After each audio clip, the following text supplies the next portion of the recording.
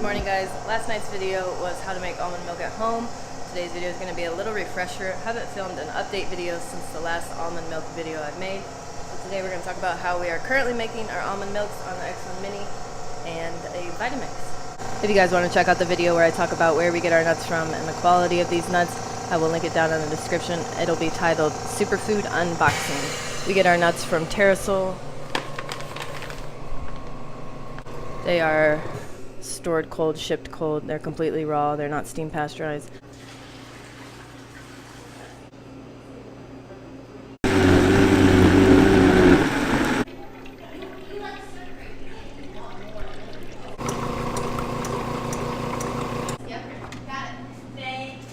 See ya.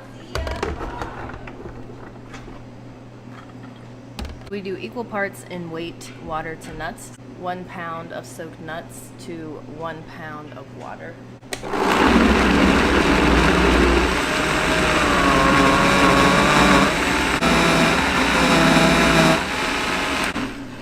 10 to 15 seconds. Then we pour this straight into the press chamber.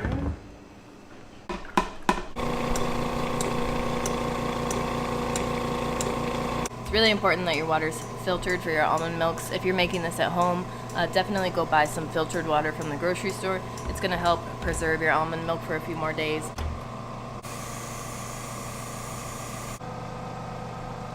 Two cups of water weighs around 1 pound.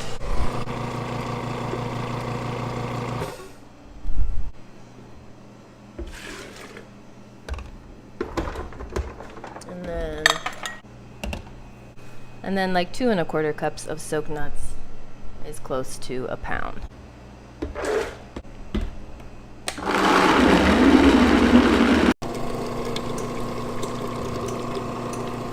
Off of one press cycle, so this 1 pound of nuts and 1 pound of water, you should expect to yield 24 ounces. If you find your nuts are squishing out the top, you're probably juicing too many cashews at once. So mixing up almonds and cashews allows for a better press. I don't know why, but almonds press better than cashews. Once it's done pressing, I can fit 2 batches, 2 rounds of almonds. 2 rounds. Just to be sure I'm getting a good press on those nuts. I do leave that. This isn't making any sense. I leave the first batch pressed in there, and then I mix it around and press it again.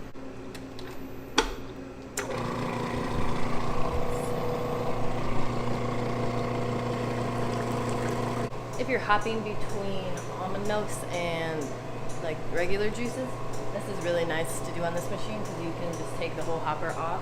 And the only part that you have to sanitize is this little shield. So you can switch pretty quickly. Oh, if you guys are curious about the hopper, you watched yesterday's video. If you guys are new here, welcome to our juicery. We film behind the scenes of our juicery here in Northwest Ohio. We are at JK Juices. Yesterday I broke our Mini. Seems to be working. I don't know if we're gonna test that out today or not.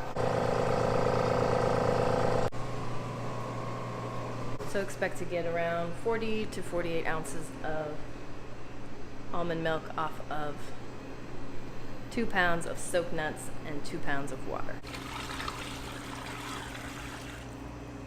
I like juicing our almond milks first thing in the morning.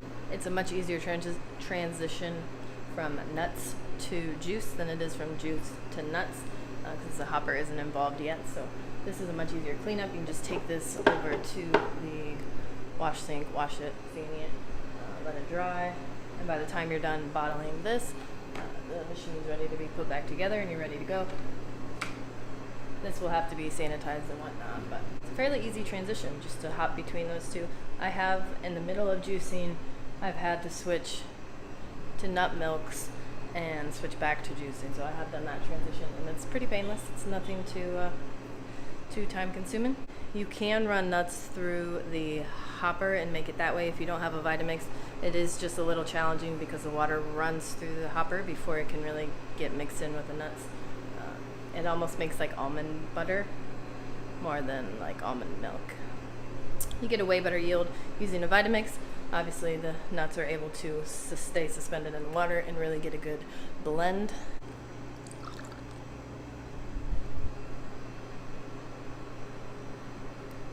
Using that 1-to-1 ratio with water and nuts really gives you that thick, creamy. One customer even said it actually tastes like milk.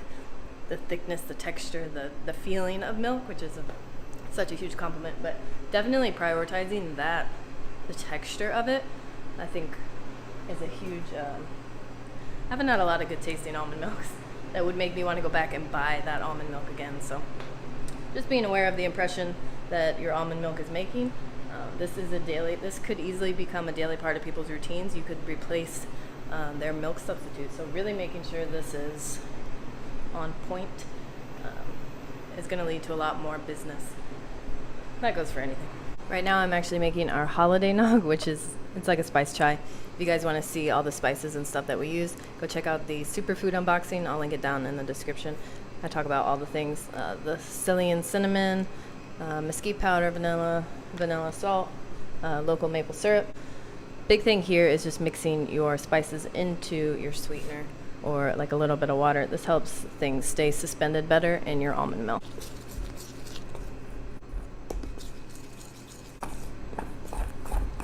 Just putting all those spices into the almond milk without pre-mixing would be a clumpy nightmare. This is a much smoother, easier process. I like to run it through the strainer just to get all these big, we use freshly ground nutmeg, and there can sometimes be some big clumps of salt, just to be safe. It also catches any dry clumps of spices. See how most of the spices are actually suspended in the almond milk. All right, let's get this bottled up.